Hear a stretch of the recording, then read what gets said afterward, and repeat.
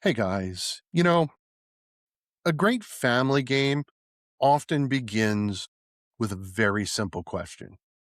What makes everyone around the table lean in at the same time?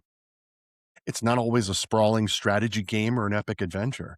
Sometimes it's the moment the dice hit the table, everyone starts cheering or groaning if I'm rolling the dice, and the outcome changes in an instant. Best family games create those moments where grandparents, parents, seasoned gamers, first time gamers are all laughing for the same reason. They're easy to learn, they're quick to play, and somehow they manage to create stories you'll still be talking about long after the game is over. That's what today's episode is all about. Welcome to episode 184 of Meeple to Meeple. Today's guest is Robin Ewbank, first time designer working in the early stages of his new game, Wobblin Wagons, an upcoming fast paced card and dice game designed for the whole family. While the game is still making its way towards release and shifting from, in Robin's own words, from playtesting to prototype, he's coming along really well, and it's designed for the whole family. It's going to introduce a blend of quick decisions, exciting dice rolls, and approachable gameplay that welcomes players of all ages. Many games test your tactical skills, and then there are games that make everyone around the table laugh because disaster is just one bad move away. Well, today we're going to talk about where the idea of wobbling wagons came from, what it's like designing a family game that's easy to learn but is still engaging, the journey from concept to prototype, and what Robin hopes families experience when they gather around the table. Robin, welcome to Meeple and Meeple. Thanks for joining me. How are you? Thank you very much. I'm very good, thank you. Yeah, I'm really excited to have you on because we've talked a lot, probably since the podcast began, but definitely in the past year. I have designers mostly working on their first game, much like you. But I always ask them, what's the one piece of advice you would give to someone starting out? And here's an opportunity and why I was really excited to have you on. You're still so early in the process that I feel like this is an opportunity for me to put my money where my mouth is and have you share your story as you're in the struggles that maybe other designers, because they've passed it, they've maybe not taken it for granted, but have forgotten about what Mm. it's like that you're facing day to day right now. Yeah, I think that thanks for the intro, by the way, that was Yeah. fantastic. The sort of the game, you've talked about it quite a lot as a family game, and I do see it as a family game. I like to push that a little bit more, but most of the people that have played it have been and have enjoyed it, have been a little bit older than kind of children and a little bit of a different kind of setup, and it's been more kind of 18 to sort of 35. But I do really want to explore that family aspect and see how they kind of, because I think it's got massive potential for that. And I hope it's a game that's kind of pitched at a lot of different heights at the same time. So it's something that I want someone pretty young to be able to just be able to slap some cards down on the table and have some fun. But there is also a little bit of strategy to it as well. Don't take the strategy too seriously. It's a silly game. It's meant to be a silly game. It's not meant to be a game that's taken too seriously. And as I think you captured in your introduction, it's humor is a massive aspect of it. I want it to be funny. Yeah. And it is quite funny. There's lots of twists and turns along the way. Yes, there's a lot of very big random element to it, but there is that. I suppose as I've been designing it, it's been that kind of struggle between the accessibility and the strategy. So I've had this kind of like seesaw, and I'm from a background of actually probably quite strategic games. Kind of a big Magic the Gathering player. I've been very interested in going back a little way into Warhammer and things like that. And I like that kind of the dice rolling aspect. And I wanted to bring that sort of stuff into it, but there is a bit of thinking as well. It's the balance I'm trying to strike. But that's kind of where I am with it at the minute. And yeah, and the other thing I wanted to say at the absolute outset is I know you've talked. I've heard on a few of your episodes you've talked to other designers, and you've talked about that kind of imposter syndrome. That's enormous with me right now because I am a tiny little minnow in this massive, great big sea. And, I don't have the game under my belt yet. I've been kind of designing or working on games or for fun, and working on concepts to do with games for years, as long as I can remember. But, this is sort of this game I'm trying to kind of push out a little bit more seriously and just kind of get it to a slightly wider audience and loving Yeah, the journey, you know. yeah. So yeah, that gives I guess that gives you a bit of context. Yeah, you and me both, okay?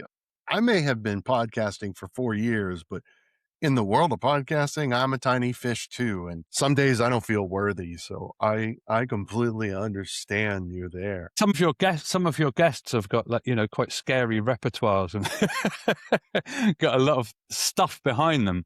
Uh, I so yeah, know! that's not me. So thank you for having me on. I think is worth saying at the outset because Absolutely, I don't have that kind of like you said. absolutely. Yeah, take me as you find me, and I'm kind of I'm a little fish. Well, I think it's fair to say we're all gonna take you as you are right now. I know that I will, so thank you so much for sharing your story with me. Let me ask you this, you mentioned Warhammer and Magic. What inspired you to start designing games in the first place? That's a good question. I think probably the games that I've always been interested in have had a very interactive element to them. So whether it's with something like Warhammer, it's the building the armies or collecting the. I was very, very into painting the figures as well. So there was that kind of creative aspect that was running along at the same time. And Magic the Gathering, obviously, massive deck building strategies coming in. I'm massively keen on limited Magic the Gathering. I don't know if I'm sure a lot of your listeners will know about that, and perhaps others won't. But the idea that in a limited environment, you get a certain number of, essentially, a certain number of cards or a certain limitation to what you're working with, and you building the deck is part of the game. And that was kind of what I was drawn to, and working with cubes. So a cube, again, for anyone that doesn't know, is where you put together a whole bunch of your own cards, and that becomes a shared pool of cards that people work with and build decks out of, basically. So that was all very, very interactive. And I think, you know, some of the first kind of memories I've got is kind of like making up my own bits of games or coming up with my own rules. And that those were the bits I loved, were the bits where I was kind of inventing stuff or just taking something and tweaking it or modifying it or doing it in a different way. So that's what I've tried to do with this. So some of these things come out in this game. It's kind of it's a bit of a playground, and I've played around with stuff, and I like that. Like I said about the cube and sharing the cards in a Magic game, this is the shared deck game. I don't like the sort of the hierarchy in a lot of collectible card games where the person Mm, that spends the most money has the better chances of winning. Essentially, no, I know there's a lot of skill yeah. involved, but No, yeah. that's definitely an element to it. Is and I wanted it to be just easy for people to grab and to just interact with. So I suppose, yeah, I think all of the games I've been drawn to have that kind of interactive conceptual element to it, which is kind of going on behind the scenes. So yeah, I think that's probably why I've gone in that direction. Yeah. Was there, a specific game or, more to the point, a specific designer that influenced you when you finally landed on the concept of Wobblin Wagons? I don't know about a specific game. I think kind of different strands from a variety of games. Designer wise, there's a designer called Mike Hutchinson who I'm massively keen on. I don't know if you've come across him. He does a lot of miniature games actually, and the game of his that I absolutely love is Gaslands, which is a kind of a dark future apocalyptic game. Going back to that element of creativity, doing your own thing, that game is full of that because you basically are finding the little toy cars, the Matchbox cars and so on, and converting them, sticking guns all over them and smashing them into each other. Brilliant fun. So that kind of, you know, really, and his Mike Hutchinson's way of designing games is very, very fluid. It's very open. It isn't, you know, a strict kind of doctrine of you have to do it this way, and this way. The rule book says, you know, you can sort of go in different directions. So it's that kind of openness, I guess, or that kind of imagination that I like. And that role playing as well. I was massively into role playing.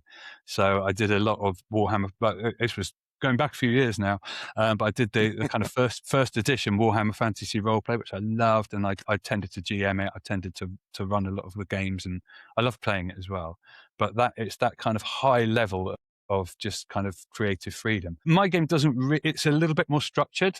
And like I said, there's a lot of balancing, I think, when you're designing a game. And on one side, there's that creativity. And I've come down in this game a little bit more on the kind of doctrine of the rules, the rules and how the rules work. And the rules are, there isn't so much creativity, I guess, from a player's perspective in my game. But that, again, I think comes from Magic, because the other side of it that I love is Magic the Gathering.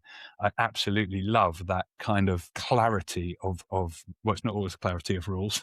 It can get confusing, but there is a very clear turn structure. There is a very clear way that things stack on top of each other and certain things interact with each other. And that is another aspect of games that I love. So that I've gone more down on that. This is a game where you have got a fairly strict, clear sequence. I think if you're making a game which is kind of aimed at just about everybody, you want the rules to be quite obvious. I didn't want too much. And that's actually, as a design aspect, is quite interesting, because you come up with a lot of, I've come up in this game with a lot of different ideas about how I'm going to bring something in. It's a very kind of design-led game, so it all comes from the kind of the actual concepts behind it, I guess. But sometimes, very quickly, the concepts get snagged by the rules, and you just think it's just not going to work, or it's not going to do the thing that I want it to in the way that I can.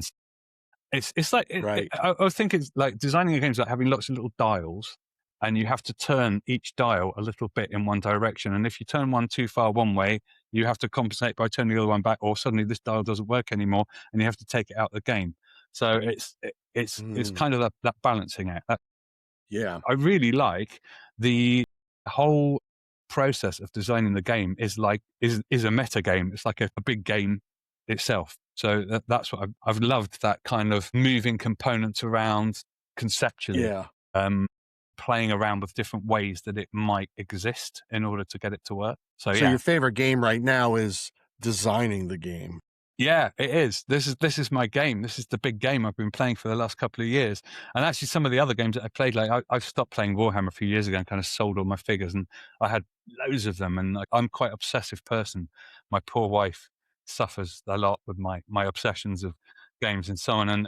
And I found that I just stopped playing. I collected all this stuff, and I just kind of stopped using it. So I decided Absolutely. it's time to move on, and I sold it, and that was quite exciting because there were some collectors. But it went to auction, and people ended up with it. So it went around the world, and my Eldar army went to Australia and stuff like that, which was really nice. I love And that. That's yeah, amazing, it had right? a new kind of existence that I couldn't give it anymore because it had been in the box for 20 years. But there's always been something. I've always got something that I'm kind of doing, and yeah, for the last couple of years, it's been this. It's been all this kind of nonsense. And another thing I like about this is the art aspect of it as well, because I'm an art teacher from a creative background. My wife's an artist, got a very, very creative family, and it's something that it ticks all those boxes because I'm doing all the art for it, and doing Sure. everything for it. Yep. There's a Yep. lot of different Hey, hats to so wear. so let me ask you this. What came first? Was it the card mechanics, or was it the theme and the mechanics came later? I think it was the theme. I think it was the theme. Yeah. I knew it had to be something that was fun. It was all about fun. We used to play these really big, like quite serious games of Warhammer that would take my very, very good gaming friend, and we would take our whole weekend to play these games. It would Right. take like almost a day to set them up, and we'd play it to the last figure, and we didn't know what any of the points values were. We were just kind of into it, and we shared. I had some Eldar, and I had some Dark Angels. He had some Space Wolves and some Eldar, and we took it in turns to play Marines or Eldar, and just had a wonderful time with it. And whilst these games were going on, they were very intense, and there was a lot of dice rolling and a lot of thinking, and they were like little chess games. And they went on, as I say, for hours and hours and hours. This was before I had any children, or a girlfriend.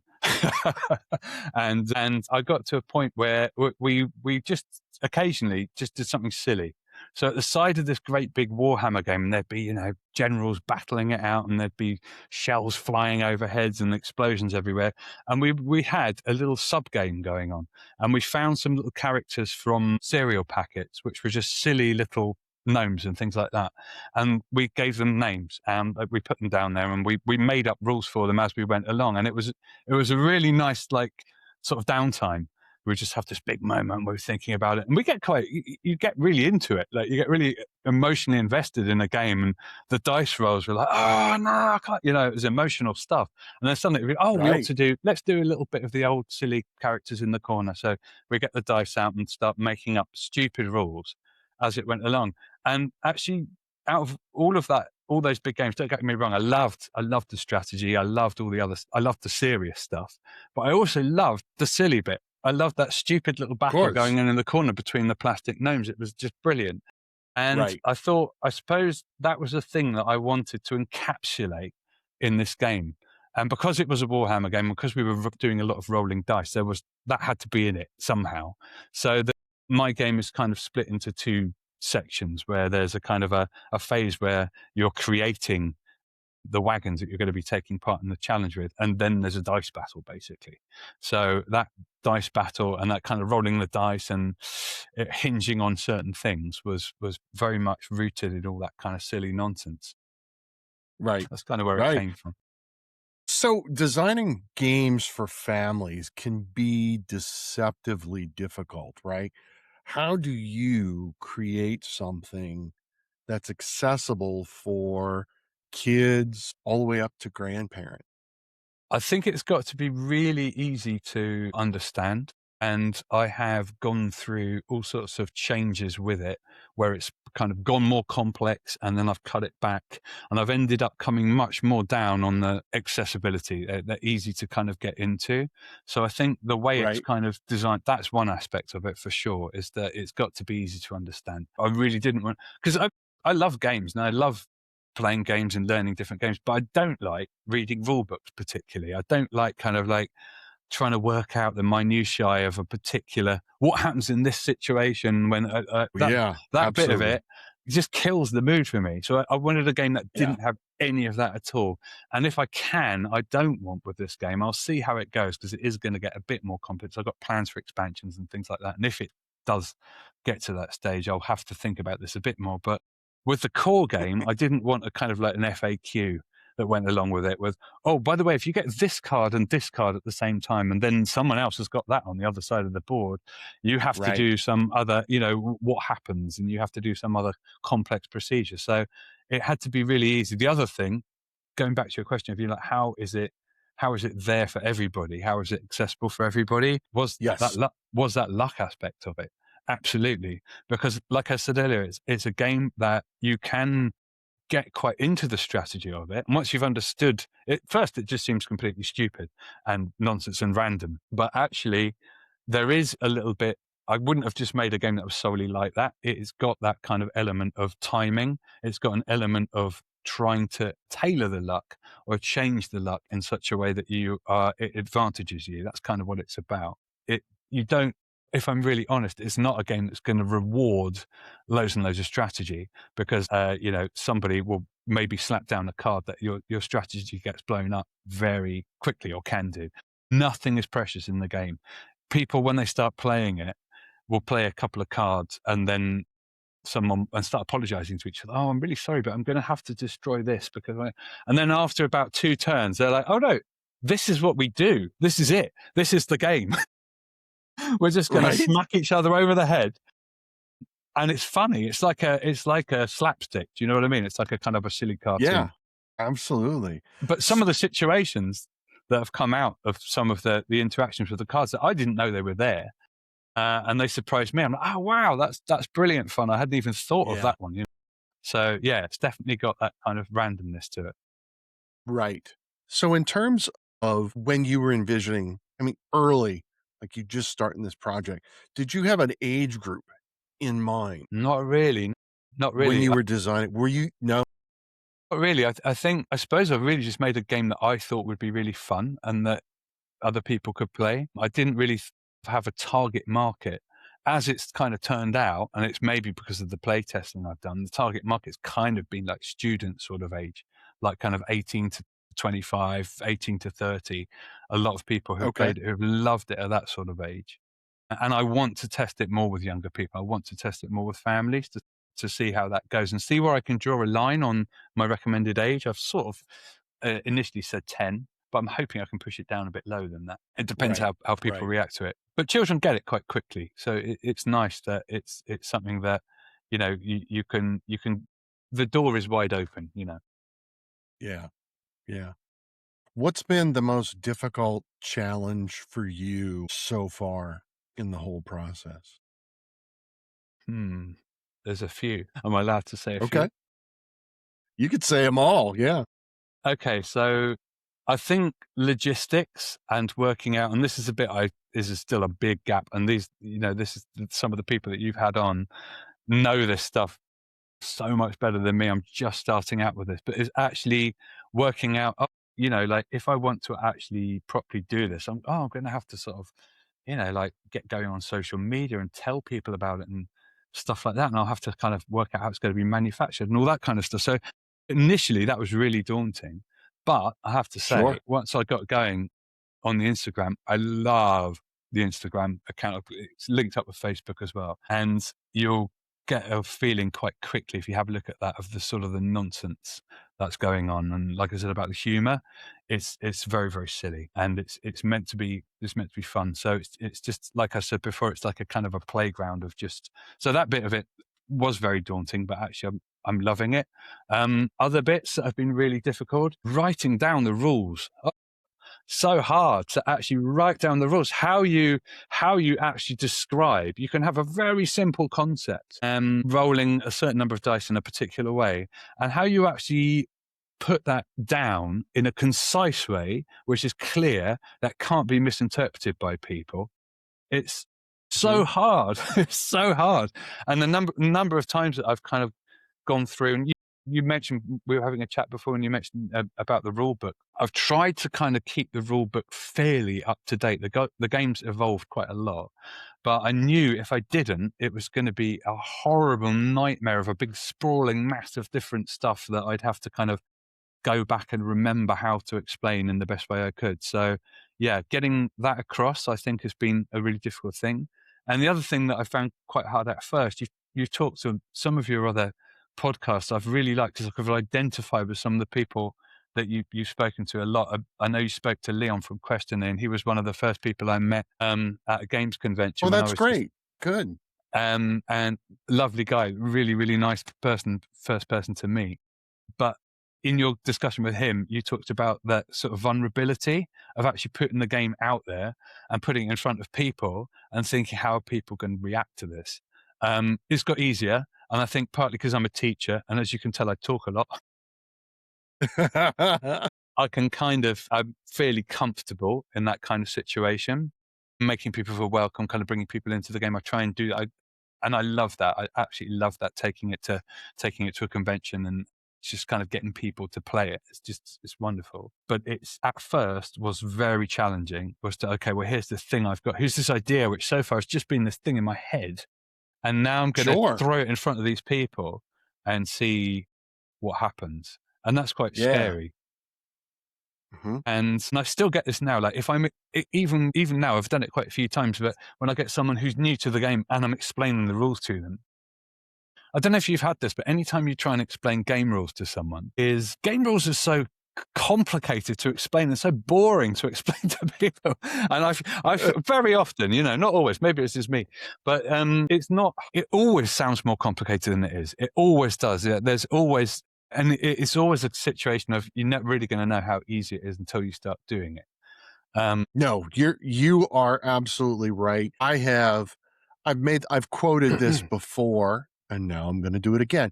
So the reason why rule books are so challenging and everything that you just described, G.K. Chesterton once wrote, "I'm sorry I wrote you a 20-page letter. I didn't have time to write you a one-page letter That's it. That's exactly because it. it's so hard to write concisely Yeah. and concretely and to convey that. And then once your game is done, when you've got it, everything's ironed out, you've launched, you've been fulfilled, you're a huge success. Everyone knows Robin Ewbank around the world. They've got all the expansions on their shelf behind them for Wobblin I'm Wagons. struggling to imagine this a bit, but I'm with Okay, you. I'm still but with you. Yeah. but imagine that. And now you try to teach it to someone for the first time, even after all that. Yeah. Yeah, you get the eyes glaze over. Yeah, yeah, It's and just and kinda and I remember yeah, thinking, I have created like, the first time I did it, I think, and I was standing up and explaining it to a whole bunch of people, and I thought, "I've created such a complicated game. What have I done?" And I was trying to, stay buoyant and, explain how fun it was. But, and actually it's the nature of board game rules. That's yeah, I really think what it it is. is. I think it is. Yeah. It's not just me, thank you, that makes me feel better.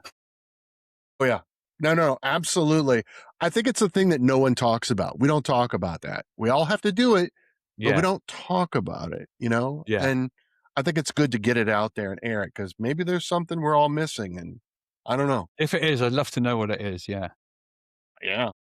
But it was that was a really, really difficult bit, and I think that the beautiful thing though, in most of the playtests I've done is the bit where people get it, and it doesn't take long. Usually a couple of rounds in, it clicks, and I've stopped having to talk so much, and I can just sit back Yeah. and just watch it unfold. Exactly. And that's what I love is when people kind of that is such a buzz for me when people just get the game and just play the game, and Yeah. it's kind of like it's hopefully it's not too hard to get. Like you can, you can kind of identify with it quite quickly. I hope so.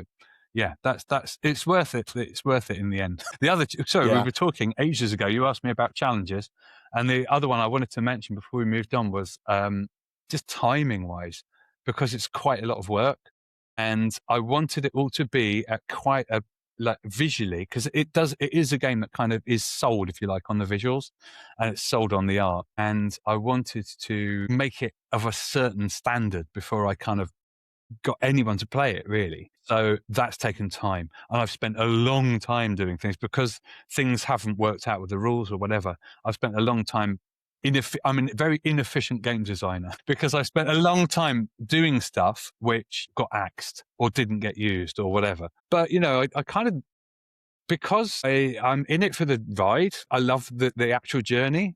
That's okay. Like I'll take that, Yeah. because Absolutely. the process is the bit I like. And I think most people are very kind of like results orientated or product orientated or aiming for that Oh, yeah. specific finished thing. And this is like the opposite of that. Like the finished thing is like a distant dream, and it may not even happen, but I'm just enjoying the process. The process for me, if it doesn't happen, it was worth it for the process. And that's the thing I've Yeah. always got in my mind, and the kind of the interactions I've had with people up to now. So Yeah.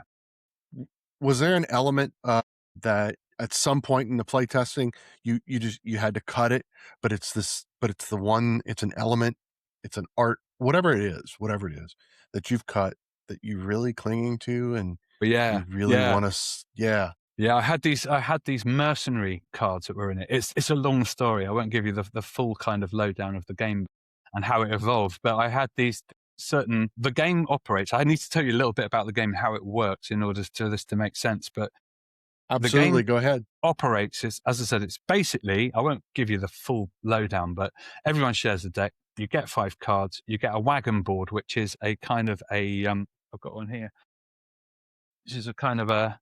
I know this isn't great for the people just listening, but if you can imagine, this is a 3x3 grid, and you've got Okay, each one of these slots in the 3x3 grid will contain a card. And this makes up, these are like your bog standard default wagons that you can always rely on. And you're going to play the cards okay, from your hand onto the board in order to improve your chances when it gets to the challenge phase. That's kind of how it works. And that's called the build wagons phase. And then the build wagons phase, it's not just about building, it's about, as you might expect, really messing up your opponents as well. So absolutely. there's just as much destroying as there is building, to be honest, in the build wagon phase. Maybe I should rename it. But the reason I'm mentioning all of that is because the game didn't start with this. It didn't have this. It just had people putting down cards, and you had to make a wagon in order for the to kind of function really. And a wagon is basically 3 cards. So you've got on this side you've got a cart. So on the left side of your board you've got a cart. On the middle you've got a driver, and on the right hand side you've got a puller.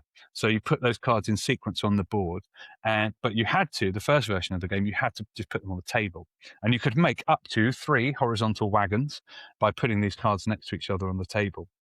But there was a big design flaw with it because you didn't always get the cards you needed in your hand to be able to make the wagon. So Mhm. it was a disaster Sure. to start with, because a lot of people. I wanted a game that's very very easy to interact with, and it was kind of the opposite because unless you had.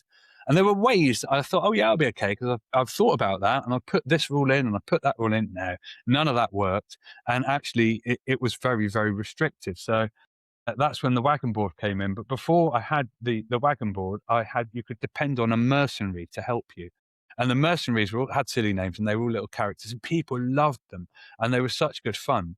And there was a silly one called Tony Spoons. It was really, really rubbish. And there was one called Admiral Con, who was the big one, and he was the really powerful one who was wanted, and all sorts of other silly little names and silly little characters. But I got to a point when the board came in, and I thought, yeah, this isn't really working how I wanted it to work.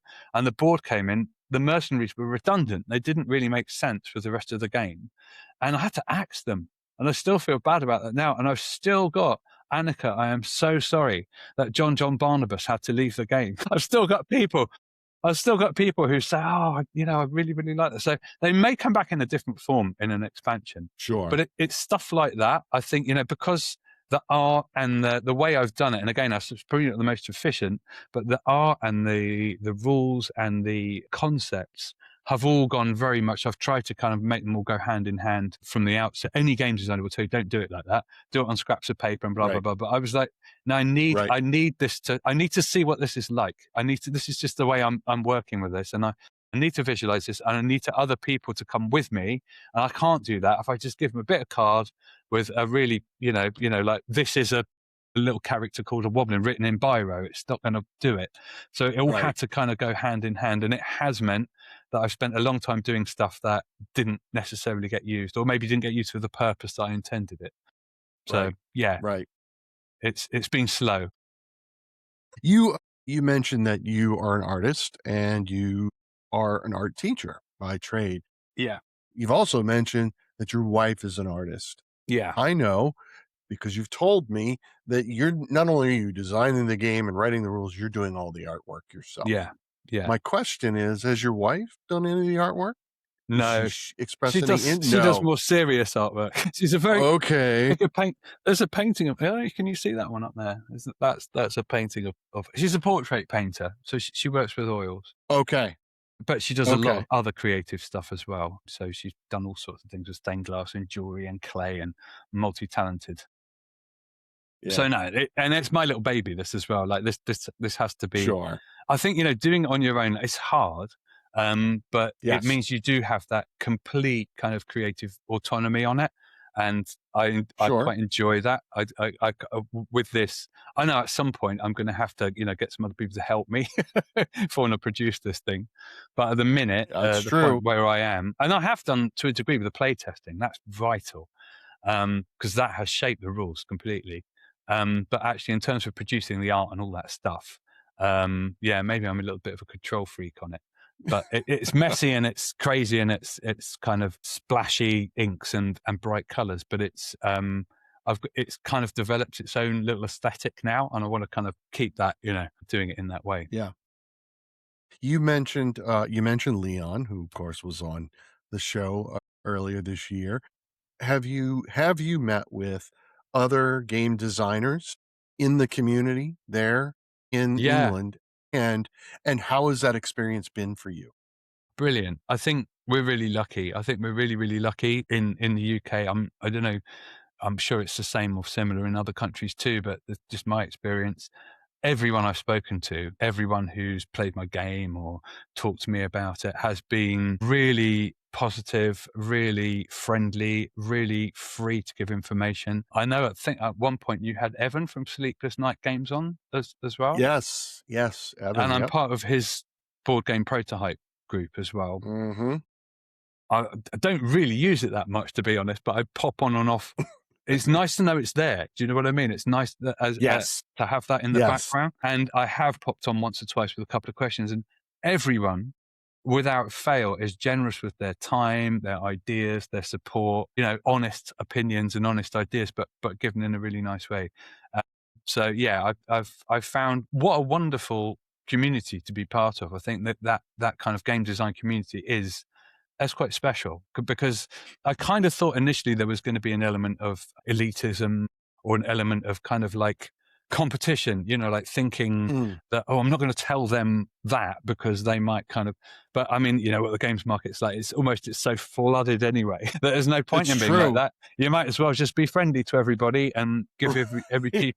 give people the advice that you've picked up along the way and let them take it in their own direction. So yeah, I think the game community it's been fantastic, and not just the Mm. game designers as well, but the people that have played as well, the people that have just come along at conventions just to try it out, or people I've met at local game stores who've tested it out and things like that. Just wonderful, like really, really supportive people. Very, very Yeah. few kind of experiences where you feel, oh, that was a bit negative, or leave you feeling a bit cold. It's much, much more positive all the Right. time. Was there one element of the whole playtesting process that has surprised you? Oh, I don't know. Was there one element of the playtesting process that surprised me? I suppose it kind of goes back to something I was saying earlier, but the bit that surprised and delighted me, I suppose, is just that moment when people kind of get into the game. That bit when it's better than I thought it would be. I love it. I love that kind of connection because games have this power to connect people in ways that a lot of other situations can't. I know you may say things like sport Right. have a similar kind of resonance and a similar kind of camaraderie. Sure. But I love the fact that, I've done some playtests where I've had people that haven't known each other who've sat down and within a couple of terms, they're laughing and talking about the cards. And there's like an immediate relationship there. And I think there's a kind of a sort of an unwritten understanding. Do you Yeah. know what I mean? Between people that play games. Yeah. And it's just a way of relating to people that is completely different to anything else. So And then it's in been those lovely to be part moments, of that. right, in those moments, you did that, right? Yeah. And I Like think, that without what does that feel like knowing that you did that, that you're the responsibility, you're the reason for that moment that these people are I having, think that's the best bit. I think that's, right? that I haven't sort of gone into it. I'm not expecting to become rich doing this or famous. No, I understand, right? I've done it because I genuinely love that connection. And I love, like it's really nice to think, yeah, actually this is a little thing that I've made that people are interacting with in this way. Wonderful. Yeah, really, really nice feeling. So yeah, it's been really positive from that point of view. How have you managed to how have you managed? Yeah. How have you managed to manage your expectations throughout the process? That's a really good question. And I think a lot of it comes down to not attaching too much ego to any ideas you have and being not too, I talked about, having like, I want to have quite a strong vision for what I want the game to do and the direction I want it to go in. But you've got to, on the same breath almost, have a slightly nonchalant, okay, forget that idea. That idea of mine was Right. rubbish. And that's fine. That idea of mine is, that particular idea just doesn't work. And I think having the humility to just drop stuff. I think this is true. This is not just game design. This is true of any creative process, Mm, particularly yeah. perhaps a creative process where you're getting feedback from other people.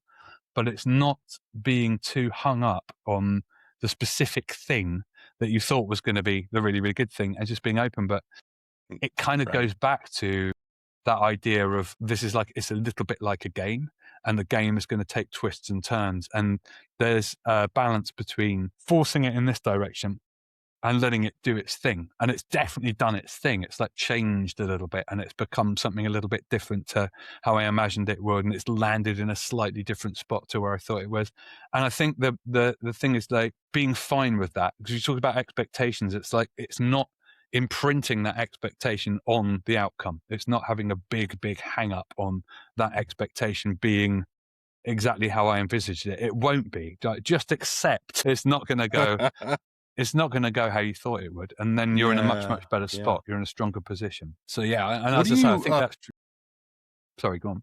what are you most excited about for players to experience from your game once it becomes finally available? I think just having, I'm now at the point where all the little things that that I've done in the game, all the little kind of decisions I've made, or the things that have happened over these last few years, they kind of like pile on top of each other into a big, like, they create a big thing. And some of those are decisions that I took like 2 years ago or whatever, and some of them are ones I had last week. But actually, you create like a kind of a great big multicolored ice cream with different blobs on it, and Ooh. it's handing that over to someone and saying, all those decisions over that period of time they're condensed in that. So it's really hard to say. There's not like one specific thing I'd say, oh, I really, really want you to really enjoy this. It's a bit more holistic, but it's that kind of like collection. It's that cumulative idea, decision making, I suppose, and how that's kind Right. of comes into a kind of a final outcome. But another thing as well that I really am looking forward to people having is like a proper set of cards where all the art is up to date, because the art's never up to date. It's always being changed and evolved and developed, and some of the cards are mere sort of, I talked about, getting it up to a level where it's kind of presentable, but some of them are still quite basic scribbles. They're all scribbles. It's a scribbly style, but some of them definitely, were just 5-second sketches, and they're still in the deck.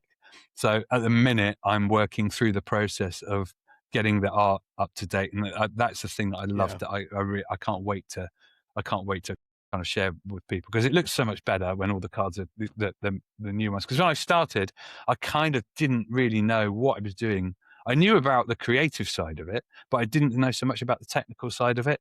So all my Sure. drawings and sketches were, I've kept the kind of the style, but I didn't have any know-how about how to kind of get a nice, clean graphic image that could be produced. So Sure. again, that's something that's kind of cost me time, because I probably spent time doing things that later on are going to be updated and upgraded and so on. Yeah. And if I was doing it again, I wouldn't go in that, long winding route. But it's still been a lot of fun, and it's still at the point now where I'm enjoying getting them to that level, because some of the cards have been in it since the very, very first set. Many of them have changed or are actually quite new, and I kind of like them all. That they're all in there for a reason. That they've earned their places. Do you know what I mean? Through the play Yes. testing. Yes. So Absolutely. they're all like, and some of them still might be tweaked a little bit here and a little bit there, but at some point you've just got to say, done that now. Like I've got the rules to a point where I'm kind of happy with that, and I'm just kind of refining the art. So the art goes through a few different processes. We have lots and lots of scribbles and sketches in sketchbooks, lots of concept ideas first of all. Then it's kind of an ink outline drawing, and it's all always kind of, I want that kind of tactile element to it. I looked at using Adobe Illustrator to kind of do the ink effects and things like that, and I was like, no, this is not proper ink. I want messy, splatty stuff. I want bright colors. So a lot of my fills, the color fills, are genuine photographs or scans from actual ink, splashed, brightly colored ink and things like that. And so the initial ink outline drawing, which is the black and white drawing, will get converted into a vector, and then I play around on Illustrator with getting it into the card format, sorting the text and stuff out, and then doing all the color fills. So that's kind of the bit that I'm working on at the moment. So when that's done, that would be a good day. But then I'll be onto an expansion set. It'll never end. Never. The No, process never ends, no, it right? doesn't. I So don't think it does. speaking of looking forward, right? Aside from numbers, and I know you say you're not looking to get rich off of this, but what does success look like for you at the end of the day? Well, I'm thinking in a minute, and I'm still not 100% even sure about which direction I'm going on this. I'm not rushing anything. And I know Right. that there's a risk that I might lose a few people along the way, as it kind of, I'm hoping it's sort of gaining momentum, and a few people might forget about it along the way. But I'm hoping that it will get to a point where I'll either be getting it funded probably through something like Kickstarter, and just success. Like, I've got a pretty low bar. If I'm honest, I've got a pretty low bar. Great. If it does really well, don't get me wrong, fantastic. I'm 100% behind that. But, if I get, a few hundred copies out to some people who love it, I'll feel it's done a good job. Do you know what I mean? So, and it's been, Well, yeah. like I said earlier, it's all about the process, and actually the fact that even if it kind of all fell apart tomorrow, I feel it's been worth it. Do you know what I mean? Because I've enjoyed all Well, those yeah. different aspects of it already. So it's already a success without being very Right. successful at all. Man, that's a great attitude. That's awesome. Yeah, it is. I mean, That is fantastic, yeah. I'm not sure. I'll always feel like that. One day, I might look back and think, "Why did I waste all my years doing this?" But at the minute, that's how I feel. Well, keep that. Keep that. Hold on to it. Don't let go. I'll try. Yeah. How has the experience of designing this game changed the type of games that you play in your free time when you have free time? I'm not sure this I'm not sure whether this game particularly has. I think it's more the opposite that happened in sort of the opposite order. Like we were saying earlier, it's come out of this has kind of evolved and come out of other games that I still love. So I think that this hasn't. I think this has made me kind of maybe made me kind of be interested in games that I wouldn't have looked at before in slightly different ways. Like I bought a copy of Munchkin the other day because Okay. everyone said, "Oh, Munchkin, it's quite similar to your game." Turns out I don't think it is very similar to my game at all, but I quite enjoyed that. And I probably wouldn't have looked at that twice before because so thematically, I guess I'm looking at games that have a bit of a fun theme or a bit of a silly theme or whatever, and sort of exploding Right. kitten style. A game that Yeah. I love that I think is kind of quite different, but has a kind of a fun theme, but is very, very simple and again very accessible. I love Sushi Go. I think that's a brilliantly designed game. So So simple, good. but so good. So good. Isn't it brilliant? It's just like there's a It lot, and is. that's what I've tried to emulate a little bit in this. So I guess games like Okay. that have informed this because it is that simple, fun element to it. Anyone can kind of play it, but there's a strategy side, and with my game, it's about timing and it's about trying to put yourself in a spot where you can do the thing at the right spot. Don't explode too early. So it's getting that kind of, I guess, that games like Sushi Go and things like that have kind of come into it a little bit. Yeah. Yeah. So I ask this of every designer on the show. If somebody came up to you and they're like, "I've got a game, I've got an idea for a game," and they wanna think about designing their first game, what one piece of advice would you give them from what you've learned so far? Yeah, again, I feel like that person that you've just mentioned. I don't know if I feel qualified to. But what I would say, I think this is going to probably touch on a couple of things that I've already mentioned a bit. So at the risk of being Sure. repetitive, first of all, don't have a big ego attached to it. Don't have too much of a kind of a preconceived idea about what the game will be and how it will turn out. Just kind of let it change into something else. I feel like when you're Right. designing a game, it's almost like you're tapping into something. You're tapping into something rather than making it. And if you kind of think of it like that, then you're looking for these little strands of thoughts and ideas that are all going to work and hopefully weave together into this beautiful tapestry of this big game. But it's not necessarily going to go in the direction that you thought it would. So I think that's a really, really important thing. And the other thing as well is trust yourself, like trust your judgment, because I've gone through some ups and downs with thinking, oh, this is someone will say something to you. And in the early days, this affects me a lot. Like someone will say, oh, what about you could do this or you could do that? Or I don't think that card's particularly working for me. And I would kind of go a little bit through the mill, like, oh, yeah, what have I done with that? Oh, that card's not very good, is it? Or maybe I'll get rid of it. And then actually, I kind of remember all the reasons why I put that card in there. And oh, if I take it out, actually, this doesn't work so well anymore. Or that, and what I found is the more this is how I know I'm kind of a little bit closer to going towards a kind of a demo game or a prototype game rather than just a kind of one to play test and be developed. Because now when I'm getting the people saying, what about this, or this? And yeah, I've thought of that about 8 times and I've come down on this side of the fence. So I've thought about that other idea and Yeah. it doesn't work. I've already know why that doesn't work because of this. And it might make me sound a little bit like a know-it-all. And actually, sometimes I just like, yeah, okay, yeah, I see that. I'll take that on board. And I do, Yeah. but at the same time, like usually, it's a nice feeling when you think, no, actually, that's watertight already. I've gone through that in my mind because, Right. like I said earlier, you start making too many changes and too many tweaks, and you have to change other things to compensate. And it could just end up being a big changing mess forever. It's just you never pin it down. So I'm getting to the point now where I'm like, okay, I kind of think I've nearly got you. I say that and then I'll keep changing it again, but it's very close. That's I think. fair. Yeah. So I That's think, yeah, fair. those are the Yeah. things.